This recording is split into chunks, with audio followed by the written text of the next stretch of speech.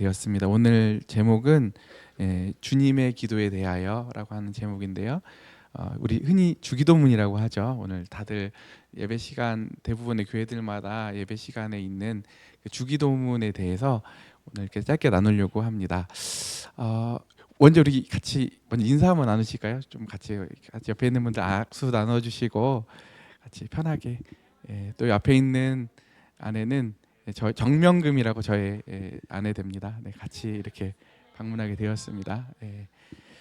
아, 먼저 이제 그 주님의 기도에 대해서 이렇게 먼저 배경을 좀 나누도록 하겠습니다. 이제 오늘 제가 왜 이 주기도문 선택하게 됐냐면 제가 저희 출석하는 교회에서 상상수훈에 대해서 제가 지금 설교를 하고 있거든요. 근데 상상수훈을 가장 잘 요약하고 있는 게 이 주기도문이기도 하고 또 여러 가지 저도 신학적으로나 신앙적으로 고민을 하다 보면 그 주기도문이 정말 신학의 정수를 담고 있다고 하는 게 다시 여러 길을 갔다가 이렇게 돌아서 와 보면 다시 이 주기도문으로 돌아오게 되는 것 같아요. 그래서 오늘 이 주제를 선정해 봤고요. 그리고 오늘 이 본문은 그 마태복음 6장에 나오기도 하지만 또 동일한 본문이 누가복음 11장에도 나오거든요. 네, 11장에 나오는데 11장에 나오는 본문은 좀 짧고 배경이 좀 다르거든요. 11장에는 그 세례 요한의 제자들이 아마도 그 세례 요한이 그 세례 요한의 제자들에게 기도를 어떻게 하는지를 가르쳐 줬던 것 같아요. 그러니까 예수님의 제자들이 예수님을 찾아가서 주님, 세례 요한의 제자들이 이렇게 기도를 배우는 것처럼 우리에게도 기도를 알려주십시오 하니까 주님께서 이렇게 기도해라라고 하시는 이 기도문이 주기도문이거든요. 그러니까 이 기도는 주님도 이렇게 기도를 드리셨고 제자들에게 이렇게 기도를 할 것을 본을 보이신 거거든요. 그러니까 오늘 마태복음의 그 상상수훈의 정중앙에 배치가 되어 있고 또 누가복음에도 등장하고 있다. 이렇게 이해하시면 되겠습니다. 그리고 이 주기도문을 또 왜 하냐면요. 그 주기도문에 그 비계라고 하는 말 들어보셨어요? 비계가 뭐냐면 이 스캐폴딩이라는 단어인데 영어로 스캐폴딩인데 뭐냐면 이게 거푸집처럼 뭔가 이렇게 올라갈 때 이렇게 딛는 거거든요. 이게 보통 우리 교육학에서 쓰는 용어인데요. 아이들이 평소 때는 현재 이 정도 수준을 보여요. 그런데 성인의 도움이나 유능한 또래의 도움을 받으면 자기가 가지고 있는 것보다 더 높은 수준의 것을 할 수 있거든요. 마치 오늘도 이 주기도문을 통해서 우리의 기도는 형편이 없고 수준이 낮더라도 우리가 가진 수준보다 주님의 기도를 본받아서 더 높은 수준으로 갈 수 있다라고 하는 게 또 여러 가지 주기도문을 다루는 설교자들이 했던 말들 중에 또 있습니다. 아멘이시죠? 네. 그래서 오늘 이 주기도문을 이렇게 살펴보게 될 건데요. 우리가 어떤 사람이냐라고 했을 때 여기 오늘 유디도라고 하는 사람이 어떤 사람이냐고 파악을 해보시려면 뭘 보시면 될까요? 제 카드 내역을 보시면 제가 어떤 사람인지 제 욕구가 어떤 사람인지를 아실 수 있겠죠. 그렇죠? 근데 이 카드 내용만큼이나 우리가 어떤 사람이 내가 어떤 욕구를 가지고 있는지를 잘 드러내는 게 기도다. 그래서 어떤 신학자 이렇게 얘기했거든요. 기도는 그 사람의 욕망의 가늠자다. 이렇게 얘기했습니다.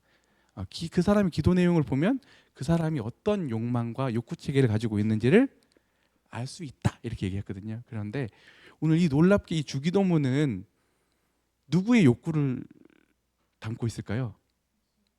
예수 그리스도께서 그분이 어떤 욕망과 욕구를 가지고 있는지에 대한 것을 알 수 있고 우리가 이 주기도문을 또 반복하고 주님을 따라감으로 인해서 어떻게 될까요? 주님의 욕구를 닮아서 오늘도 실은 저희 아내가 앞에 있지만 굉장히 다르거든요. 근데도 불구하고 지금 한 16년째 같이 살다 보니까 주변 사람들이 왜 이렇게 비슷해졌냐고 하거든요. 왜냐하면 같이 대화하고 같이 생각을 공유하고 마음 씀씀이가 비슷해지고 태도가 비슷해지고 그다음에 표정이 비슷해지면서 점점 더 닮아가는 것처럼 우리가 이 주기도문을 통해서 주님을 점점 닮아갈 수 있다라고 하기 때문에 이 주기도문에 강조점이 있습니다. 네, 아멘이시죠? 네. 그래서 우리가 먼저 이 주기도문을 통해서 전체를 보기 전에 뭐 세부적인 내용들도 있지만 전체 구조를 보면 두 부분으로 나누게 됩니다. 먼저 앞에 부분은 하나님 아버지를 위한 간구가 나오고 뒤에는 우리를 위한 간구가 나옵니다. 그러니까 순서가 중요하죠. 먼저는 우리의 욕구가 어떻게 될까요? 당장 이기적으로 우리에게 먼저 오는 게 아니라 하나님의 영광과 하나님을 먼저 구하고 하나님의 유익을 먼저 구하고 그 다음에 우리의 기도로 오는 게 주님의 욕구를 닮아가는 큰 틀이라고 할 수 있습니다. 그러면서 이제 오늘 이 주기도문을 시작하게 되면 우리 한글 성경에서는 뭐로 시작하고 있죠? 첫 단어가 하늘에 계신 이렇게 시작하잖아요. 근데 원래 원어에서는 파테르라고 해서 아버지로 시작을 해요. 네, 아버지. 그래서 놀랍게도 이 기도의 놀라움은 처음부터 시작이 되는데 예수님께서 하나님을 아버지로 부르실 수 있도록 첫 문을 열어주신 분이세요. 그래서 첫 기도를 열 때 아버지 이렇게 시작하게 됩니다. 저는 이게 참 아멘인 것 같아요. 왜냐하면 제가 주변에서 이렇게 소천하시는 주변의 신앙인들을 제가 이렇게 가까이서 제가 간병했던 분이 저희 젊었을 때 소천하신 저희 교회 장로님이셨던 고모부가 계시고 저희 할머님이 계셨는데 다 병원에도 계셨거든요. 근데 항상 그분들이 그 병 중에도 기도를 하시는데 저는 참 이해가 안 됐어요. 지금은 이해가 되는데 그때는 저는 하나님 이렇게 불렀는데 그분은 아버지, 아버지 이렇게 부르셨던 것 같아요. 그래서 신앙을 하게 되면 점점 성령에 이끌려서 우리가 신앙생활을 하다 보면 하나님을 어떻게 부른다고요? 아버지라고 부르게 됩니다. 그래서 갈라디아서에서는 이제 예수님께서 우리에게 이제 선물을 보내주셨는데 누구를 보내주셨죠? 성령을 우리 안에 보내주셨어요. 그 성령께서 우리를 위해서 어떤 사역을 하시냐면 하나님을 아빠, 아버지라 부르짖게 하셨느니라. 이게 생각해서 나오는 게 아니라 우리 저 내면에서부터 터져 나오는 원어로는 크라존이라는 단어인데 이게 터져 나오는 듯이 아버지라고 부를 수 있도록 성령님께서 하신다고 합니다. 그래서 오늘 우리가 하나님을 이해할 때 제일 큰 특권이라고 하면 뭘까요? 하나님을 아버지라고 부를 수 있는 겁니다. 우리 한번 불러볼까요? 아버지 한번 해보실까요? 아버지. 그래서 이 기도의 또 놀라운 점은 하나님을 아버지라 부름으로 인해서 현대인들도 많이 기도를 하거든요. 근데 그들은 대부분 자기 주문이 많아요. 이렇게 스스로 이렇게 중얼거리는 거거든요. 자기 체면이거나. 그런데 우리가 아버지라고 부름으로 인해서 대상이 생기죠. 우리가 인격적으로 우리가 아뢰일 수 있고 우리의 기도를 들으시고 또 그 기도에 반응하시고 응답하시는 아버지를 두고 기도할 수 있는 특권을 갖게 됩니다. 그리고 이제 또 하나는 뭐냐면 우리가 하나님의 아버지 되심이 놀랍거든요. 이제 왜냐하면 대부분 저도 신앙생활하면서 교회 안에서 여러 지체들이 이렇게 섬기다 보면 발생하는 문제가 하나님 아버지라고 하면은 되게 꺼려해요. 왜 꺼려하냐면 아버지에 대한 실제 육신의 아버지에 대한 상처들이 많기 때문에 되게 어려워하거든요. 그런데 여기서 멈추는 게 신앙이 아니거든요. 뭐냐면 신앙은 하나님이 우리 평생의 인생 가운데 우리가 좋을 때나 슬플 때나 어떤 일이 있든지 그분의 돌보심 가운데 그분의 살아계심을 경험하고 하나님이 정말 좋으신 분이시구나. 위경이 없는 게 아니거든요. 신앙인들도 다 위경이 있거든요. 다 고난이 있고 그 와중에도 하나님이 우리 인생 가운데 개입하심으로 인해서 그분의 살아계심과 그분의 돌보심을 경험함으로 인해서 하나님이 정말 좋으신 분이다, 좋은 아버지다라고 하는 이해를 갖게 되어서 우리가 깨어지고 상처받은 우리의 아버지상이 회복됨을 경험하게 됩니다. 아멘이시죠? 예, 이게 신앙입니다. 그냥 성경책에 있는 말씀 몇 구절 잘 알고 이게 신앙이 아니라요. 실제 우리 전인격이 하나님의 은혜와 그분의 사랑과 그분의 경험 가운데 우리가 점점점 아버지상을 회복해가고 하나님을 정말 좋은 분이라고 고백하고 인식하는 게 신앙이라고 말할 수 있습니다. 아멘이시죠? 네. 그래서 더 많은 말 하고 싶지만 오늘은 전체를 훑어야하기 때문에 짧게 부분들을 교제하도록 하겠습니다. 이어서 이제 하나님은 어디에 계신가? 뭐라고요? 하나님은 어디에 계신가? 그래서 오늘도 하늘에 계신 이렇게 되어 있죠. 우리가 보통 하늘에 계신 하면은 우리 신앙에서 좀 오해하는 게 뭐냐면 멀리 떨어져 가지고 하나님이 저 너머에 계시고 우리가 닿을 수 없는 하늘이라고 생각하는데 유대인들의 하늘은 달랐어요. 유대인들의 하늘은 우리 한번 위에 보실까요? 이 위에 있는 공간을 하늘이라고 생각을 했어요. 그러니까 하나님은 어디 계시냐라고 하면 하나님은 위에 바로 우리 가까이 계시는 분이라고 표현하기 위해서 하늘을 쓴 거거든요. 그러면서도 하나님은 또 어디에 계시냐면 아까도 하나님 보좌 뭐라고요? 하나님 보좌. 하나님 보좌는 그러니까 성경에서는 원래 원어에서는 하늘들이라고 했어요. 유대인들은 이 하늘을 한 가지로 생각한 게 아니라 이 하늘 위에 있는 영적인 존재들이 활동하는 천사들이나 사탄이 활동하는 두 번째 하늘 그리고 하나님이 계시는 세 번째 하늘이 있다고 생각을 했거든요. 그래서 이 세 번째 하늘을 가리켜서 뭐라고 하냐면 하늘 지성소라고 합니다. 뭐라고요? 하늘 지성소 하나님의 보좌라고 합니다. 하나님은 여전히 이 피조물들과 떨어져서 하나님은 저 너머에 계시고 물론 우리가 감히 접근할 수 없는 곳에 계시기도 하시지만 동시에 어디에 계신다고요? 가까이 우리 하늘 이 두 가지가 다 공존합니다. 그래서 우리 하나님 안 믿는 사람들은 대부분 다 어떤 하나님에 대한 오류적 관점을 가지고 있냐면 하나는 좀 유익한 말로 범신론이라고 하고요. 하나는 이신론이라고 하는데요. 뭐냐면 범신론은 하나님이 그냥 이 세계하고 구별이 안 되게 있는 거예요. 그냥 하나님이 그냥 내 마음에도 계시고 이 사물에도 있고 이렇게 생각하는 게 범신론이고요.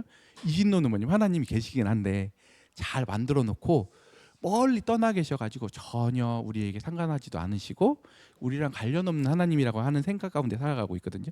그런데 오늘 이 주기도문은 하늘에 계시다, 하나님이 하늘에 계시다라고 하는 이 선포로 인해서 하나님은 우리 인간과 멀리 떨어져 우리들이 닿을 수 없는 곳에 계시기도 하시지만 감히 우리가 닿을 수 없는 너머에 계시는 분이시기도 하지만 어떻다고요? 동시에 우리 가까이 계셔서 우리의 필요를 채우시고 우리가 어려울 때 우리를 도우실 수 있는 하나님이심을 고백하고 있습니다.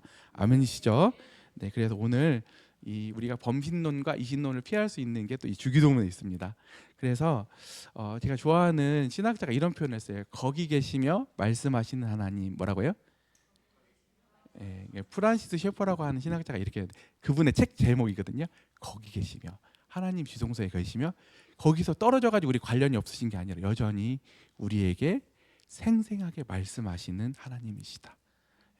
그래서 오늘 하나님은 어디 계신가? 하늘에 계시다라고 합니다. 그리고 또 하나는 이제 우리라고 하는 단어거든요. 우리. 저는 저희 교회에서 제가 유일하게 자랑할 수 있는 게 가진 건 하나도 없고요. 그리고 저는 자녀만 4명이거든요. 제가 4명인데 그 네 녀석을 다 키우면서 얘네들이 이제 부모가 자기만의 부모였으면 하거든요. 커가면서 내 엄마, 내 아빠 그런데 점점점 이 아이들이 성장하면서 뭘 깨닫게 되냐면 내 형제의 부모이기도 하구나, 우리의 부모이구나를 깨달아 가거든요. 근데 오늘 이 주기도문은 누구의 아버지예요?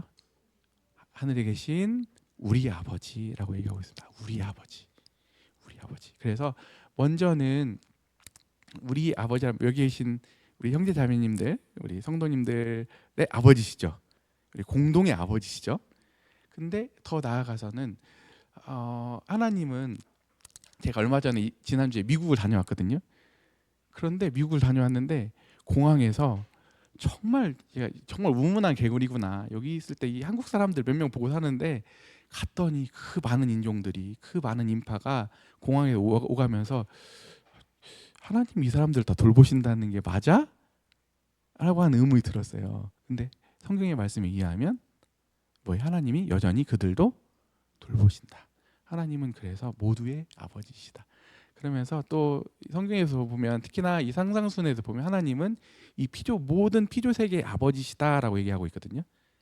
그래서 제가 몇 년 전에 이런 경험이 있었어요. 무슨 경험이었냐면 그 저희 집이 단독주택인데 그 주택과 주택 사이에 옆집 아주머니가 알려주신 거예요. 당신네 집에 고양이 한 마리가 죽어 있다고 그러는 거예요. 고양이 한 마리가 죽어 있다고. 근데 안 치우면 나중에 벌레 생기고 구더기 생기고 어려울 거니까 빨리 치우라고 그걸 제 여동생한테 얘기를 했더라고요. 제 여동생이 지금 한 건물에 같이 살고 있거든요. 근데 여동생이 자기 남편 시키지 굳이 저를 불러가지고 그걸 같이 치우자고 하더라고요. 그래가지고 가가지고 치우러 갔는데 근데 놀랍게 그 고양이 혼자 있었던 게 아니라 다른 고양이가 이렇게 울고 있더라고요. 그래서 안 떠나더라고요. 그래서 제가 치우기도 싫기도 했지만 이제 그 옆에서 너무 애잔하게 울고 있길래 제가 저희 집 장독대 문이 있거든요. 그 장독대 문을 이렇게 닫으면서 그 애도할 시간을 줍시다 하고 제가 이렇게 지나가는데, 왜냐하면 하나님도 그 순간 그 장면을 보고 있으시기 때문에, 하나님은 우리 사람들의 아버지시기도 하지만 모든 피조물을 다 돌보시는 분으로서 우리가 같은 우리라고 하는 의식을 갖게 됩니다. 왜냐하면 왜 이 말씀을 드렸냐면, 현대인들의 가장 큰 문제는 개인주의거든요. 다 단절되거든요. 그런데 성경은 다시금 우리 이 공동체 의식을 회복됨을 알 수 있습니다. 아멘이시죠? 네. 그다음에 이제 그 다음은 뭐냐면 하늘에 계신 우리 아버지 이름이입니다. 이름이. 예. 이름. 왜 그냥 하나님 아버지의 이름이 아니라 하나님 아버지가 영광 받으시기를, 거룩하게 되시기를 바로 하면 좋은데, 왜 하나님의 굳이 이름이 거룩히 여김을 받으시오며라고 얘기를 할까요? 생각해 보셨어요? 왜 이름일까? 이름이 생각보다 굉장히 중요하거든요. 유대인들에게는. 왜냐하면 우리가 그 모든 사람들은 다 명예욕이 있습니다. 뭐가 있다고요? 이거는 제가 하는 말이 아니라 이 심리학자들이 다, 모든 사람들은 다 명예욕을 만들어내는 게 아니라 가지고 날 때부터 태어난다 이렇게 얘기를 했거든요. 명예욕이 다 있거든요. 왜 명예욕이 있냐면, 그 옛날에 이런 속담 아시죠? 호랑이는 죽어서 가죽을 남기고 사람은 죽어서 이름을 남긴다. 왜냐하면 이 동물과 사람의 차이는, 동물은 죽고 나면 소멸하거든요. 근데 우리 사람은 악인이나 의인이나 영원히 사는 존재들이죠. 나중에 부활해서 영원히 살 존재들인데, 하나님도 영원을 사시는 존재죠. 우리 인간은 태어난 시점이 있어서 영원히 사는 거고, 하나님은 시종과 끝이 없지만 영원히 사시는 분이잖아요. 그래서 영원을 사는 존재들은 이름에 대한 욕구가 있는 겁니다. 이름을 남기고 싶은 욕구가 있거든요. 그런데 유대인들은 그래서 이름을 되게 중요시 여겼는데, 하나님을 부를 때 감히 이름을 못 불렀어요. 그러니까 나중에 하나님 이름을 어떻게 부르는지도 까먹었어요. 잃어버렸거든요. 그토록 이름이 중요했어요. 근데 그 이름을 이 세상에 펼치고 남길 수 있는 사람이 얼마나 될까요? 유명해져 가지고 소수잖아요. 소수. 얼마 안 되거든요. 그래서 실은 그 이름을 불러줄 수 있는 자손이 중요했거든요. 유대인들 자손이. 그러니까 자손이 없다는 것은 더 이상 부모의 이름을 불러주거나 기억해 줄 수가 없다는 얘기예요. 그래서 이 유대인들은 두 가지를 중요시 여겼는데, 뭐라고요? 자손과 이름을 중요시 여겼습니다. 그래서 이 이름은 뭐가 같냐면, 그 이 사람의 이름이 땅에 떨어지면 그 사람의 존재의 가치가 같이 떨어지는 것이고, 그 사람의 이름이 올라가면 그 사람의 가치와 존경이 올라간다라고 볼 수 있습니다. 마치 아바타와 같은 거죠. 그래서 이름이 중요했습니다. 그래서 하나님의 아버지의 이름이 거룩히 여김을 받으시오며, 기도의 뭐냐면, 하나님이 영광 받으시고 하나님이 칭찬 받으시고 하나님이 모든 피조물로부터, 사람들로부터 하나님이 높임 받으시기를 원하는 기도로 오늘 앞에 있는 아버지를 위한 기도가 이렇게 진행이 되고 있습니다. 근데 오늘 그 거룩히 여김이라고 하는 게 하나님께 영광 돌리고 예배와 관련돼 있거든요. 근데 여러 가지 오늘 얘기할 수 있지만, 한 가지 오늘 굳이 얘기하라고 하면, 오늘 이 예배에 대한 부분에서 우리가 그 예배를 드릴 때 질서가 회복됨을 경험하게 됩니다. 뭐가 회복된다고요? 왜냐하면 그 저희 교회 요즘 저희 집 다니는 출석하는 교회에서 선포되는 주제 중에 하나가 하나됨이거든요. 너무 좋죠. 서로 하나 된다. 근데 이게 안 돼요. 되게 쉬운 게 아니거든요. 사람의 본성으로 하나 된다는 게 쉽지 않거든요. 근데 우리가 어떻게 하나 될 수 있냐면, 하나님을 예배드릴 때, 뭐라고요? 하나님을 예배드릴 때, 하나님을 존중할 때, 하나님을 경배할 때 우리 하나 될 수 있다. 이게 제가 하는 말이 아니라 로마서에서 나오는 말씀입니다. 로마서에서 하나님께 영광을 돌려드림으로써 형제자매를 서로 받으십시오 이렇게 얘기하고 있어요. 그래서 하나님을 예배할 때 하나님만 높임받고 끝나는 게 아니라 우리가 서로 하나 되고 같이 화목할 수 있는 근거가 됩니다. 왜냐하면 저만 놓고 보더라도 부모님이 없으면 참 우애하기가 쉽지 않은 것 같아요. 쉽지가 않죠. 그런데 부모님이 계시면 어쨌든 부모님을 존중함으로 인해서 서로 형제들 간에 우애할 수 있는 것처럼 우리가 하나 돼야지 이런 게 아니라 하나님을 예배하고 그분을 높여드릴 때 우리가 서로를 용납하고 서로를 환대하고 서로를 긍휼히 여길 수 있는 지점으로 갈 수 있음을 보게 됩니다. 아멘이시죠? 네, 그래서 우리 정말 오늘 여러분들 같이 하나님 예배드리시도록 이 자리에 오신 정말 여러분들 대단하시고 하나님 안에서 세상 눈에서 보면 이게 뭐지? 하지만 하나님 보실 때 정말 우리 참 귀한 이 자리라고 여겨집니다.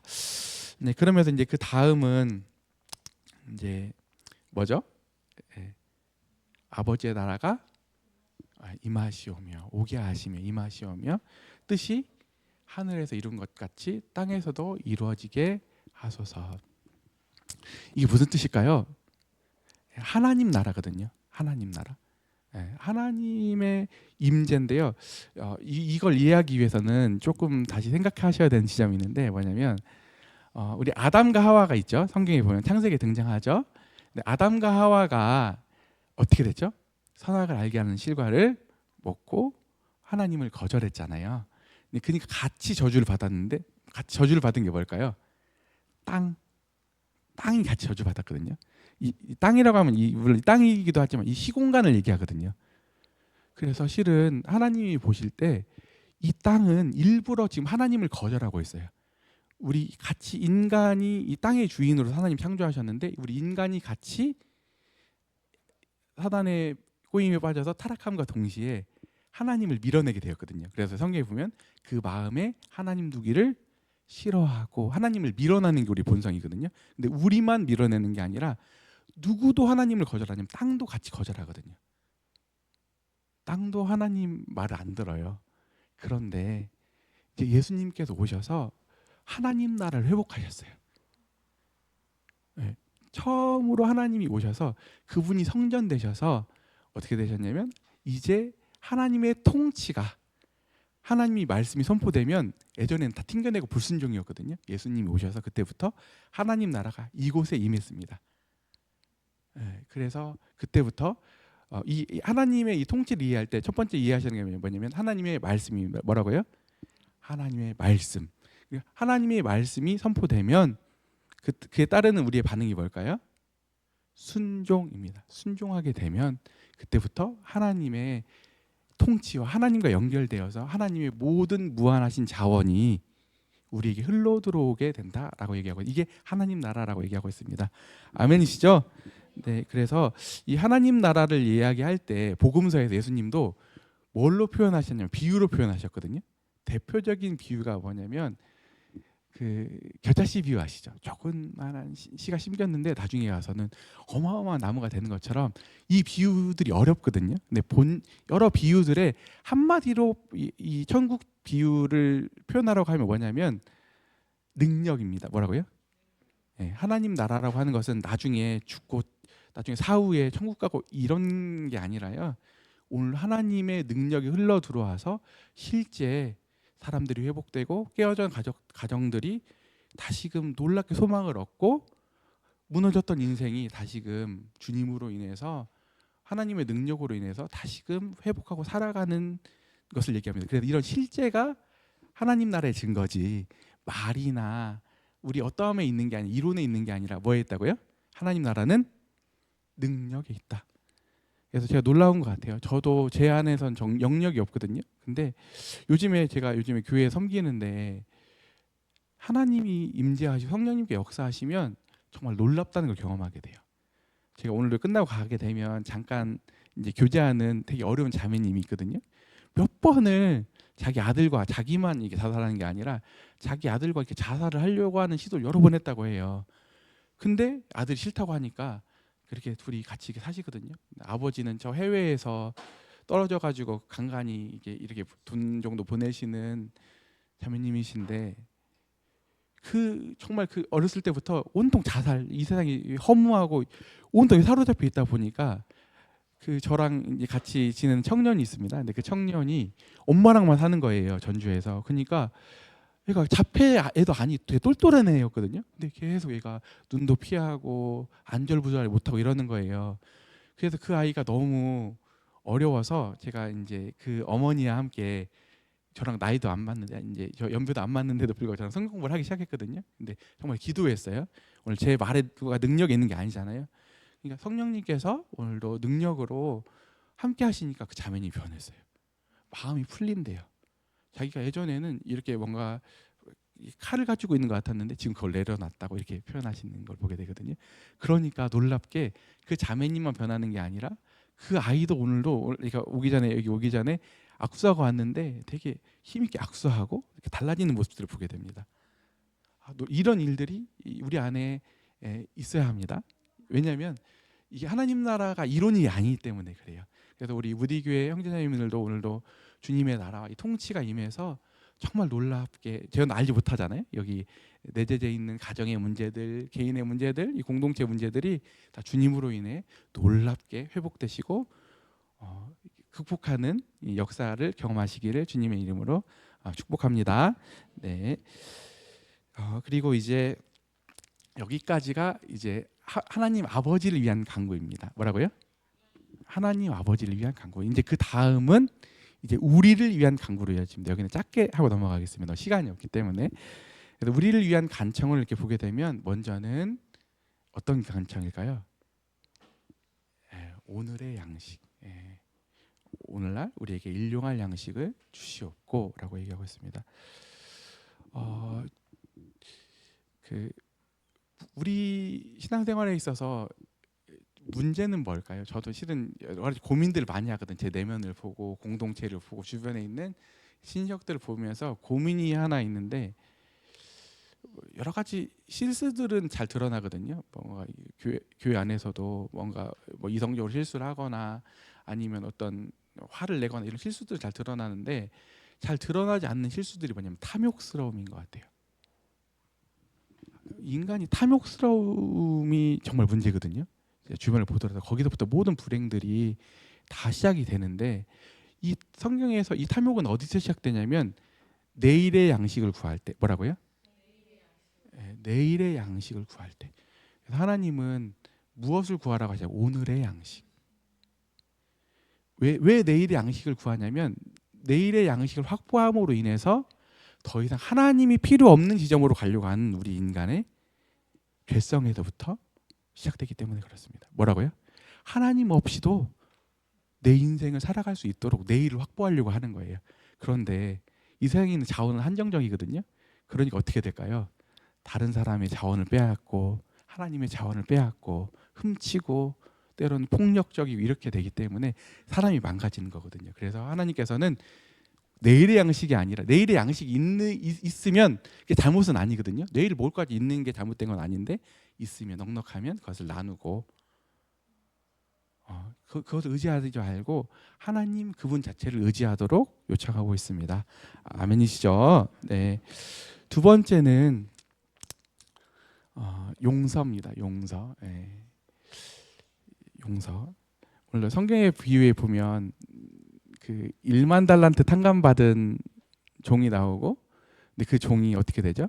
100데나리온 아주 적은 액수를 갚지 않은 그 종을 가두게 되잖아요. 주인이 1만 달란트라고 하는 것은 감히 상상할 수 없는 아마 몇 조 되는 돈일 거예요, 아마. 근데 그 돈을 자기가 주인으로부터 용서를 받고도 어떻게 되는 거예요? 고작 100데나리온. 한 데나리온이 한 하루 품삯이라고 하면 100일치 품삯이거든요.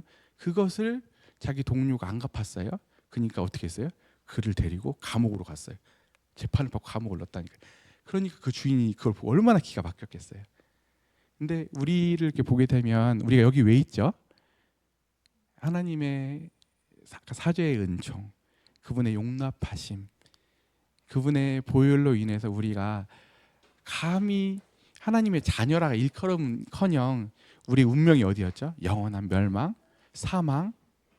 하나님 없이 우리가 절망 가운데 있었는데 하나님이 우리를 어떻게 하셨죠? 우리의 노력으로 우리가 그럴 만한 사람이니까 그런 게 아니라 우리가 죄인 되었을 때 하나님과 원수 되었을 때 하나님께서 우리를 사랑하심으로 인해서 우리가 어떻게 되었죠? 그분의 자녀로 용납되었습니다. 그럼에도 이런 은혜를 받았음에도 불구하고 내가 주변에 있는 작은 나에게 실수한 내 이웃들과 내 동료들에게 용서하지 않는다면, 여기서 보면 원래 주기도문 원문에 어떻게 나와 있죠? 우리의 죄를 지은 자를 사하여 준 것 같이 우리의 죄를 사하여 주고 주옵시고, 원래 원문에서는 하나님 내가 다른 사람들을 용서한 만큼 저를 용서해 주십시오 이렇게 얘기하고 있는 겁니다. 실은 이렇게 말하고 있지만 이 말은 그렇게 기브 앤드 테이크로 이해하는 게 아니라, 하나님의 무한한 용서를 받았지? 그러면 너희는 마땅히 너에게 손해를 끼친 사람들, 너의 원수들까지도 너희는 용납해야 된다. 마음을 풀어야 된다. 왜냐하면 하나님이 용서하라고 한 이유는, 용서 안 해보셨어요 여러분? 저는 용서 안 해봤거든요. 하니까 처음에는 견딜만 한데 용서를 안 하면 그 화와 그 분노가 저렇게 사로잡거든요. 삼키거든요. 그래서 더 그 용서를 못 받은 그 사람이 문제가 아니라 내 자신이 악해지게 돼요. 그래서 하나님이 용서하라고 하는 것은 그 사람 위해서 용서하라고 한 게 아니라 누구 위해서? 나를 위해서 용서하라고 하신 겁니다. 그래서 오늘 용서하기를 주님께서 요청하시는 기도를 하고 있고요. 마지막으로는 이제 시험에 대한 기도입니다. 뭐라고요? 예. 여러분들 시험 좋으세요? 저는 원래 공부도 학교 다닐 때 안 했지만 이제 시험 정말 싫더라고요. 예. 물론 그런 시험은 아니지만 우리가 성경에서 말하는 시험은 우리 안에 주어지는 환난들이거든요. 또 때로는 어떤 거냐면 하나님의 뜻으로부터 우리를 벗어나게 해서 하나님의 뜻에 불순종하고 살아가게 하려고 하는 게 시험이거든요. 근데 여러분들 의지적으로 해보셨어요? 내가 시험에서 내가 이겨내야지, 이 유혹으로서 이겨내야 되는데 백발백중 지시죠. 우리 안에서는 그 시험을 감당해낼 능력이 없거든요. 그리고 이 시험의 배후에 누가 있죠?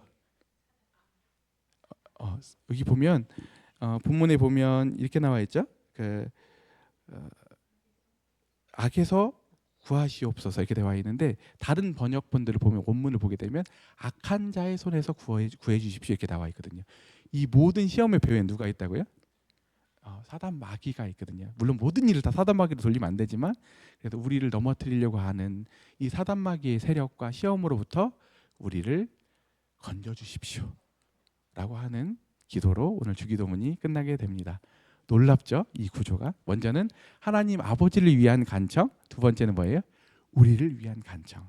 그러면서 뒤에 마지막에 나라와 권세와 영광이 아버지께 있사옵나이다 라고 하고 마치고 있는데, 예전에 그 성경을 보게 되면 개역 성경에 보면, 그 전에 성경 보면 주기도문에 대개라고 하는 말이 있었죠. 대개라고 하는 말이 무슨 뜻인지 아세요? 앞에 있는 내용들을 요약해 보면 이런 뜻입니다. 그러니까 주기도문 앞에 있는 내용들을 다 종합해 보면 이런 뜻이거든요. 그러면서 나라와 권세 영광이 아버지께 있사옵나이다라고 마치고 있는데, 이 부분은 원래 주님이 가르치셨다고 보이진 않아요. 왜냐하면 많은 성경들이 원문을 보게 되면, 사본을 보게 되면 이 부분이 빠져 있거든요. 오늘 여기 보게 되면 우리 성경에도 가로로 돼 있죠. 근데 왜 이게 들어가 있냐면, 이 기도는 혼자 개인이 집에서 드리기도 하지만 원래 이 기도는 공동체에서 드린 기도거든요. 그래서 이 예배 형식으로 들어가면서 이 뒤에 부분이 들어갔다고 보여집니다. 그래서 오늘 이 마지막 단어는 아멘입니다. 아멘. 아멘 해보시겠어요? 오늘 주기도문에 아멘 하셨죠? 이 아멘의 뜻이 뭘까요? 될지어다? 동의합니다. 이런 뜻이잖아요. 근데 더 강력한 뜻이 있다고 해요. 뭘까요? 서명합니다. 오늘 이 주기도문의 이 내용에 내가 헌신하겠습니다. 네, 이대로 주님 말씀에 순종하겠다라고 하는 서명의 의미가 있습니다. 오늘 아멘 하셨기 때문에 오늘 돌아가셔서 한 주 동안 오늘 주님의 이 기도를 묵상하시고 이 주님의 기도를 내 기도로 삼아서 오늘 하나님과 동행하시고 또 하나님을 경험하고 하나님의 나라와 하나님의 회복을 경험하는 놀라운 우리 성도님들의 삶, 또 우리 무디교회의 그런 삶이 되기를 주님의 이름으로 축복합니다. 네, 기도드리시고 마치도록 하겠습니다. 하나님 아버지, 오늘도 주님의 놀라우신 기도를 통하여 부족한 저희에게 빛을 주시고 기도를 가르쳐 주시니 감사 올려드립니다. 오늘 사랑하는 무디교회 형제자매님들의 삶 속에 하나님의 임재와 기도를 통하여 하나님과의 교통을 통하여 놀라우신 하나님의 능력이 가는 곳마다 넘칠 수 있도록 회복의 역사와 능력의 역사가 가득할 수 있도록 축복해 주시옵소서. 우리 주 예수님의 이름으로 기도 올렸습니다. 아멘.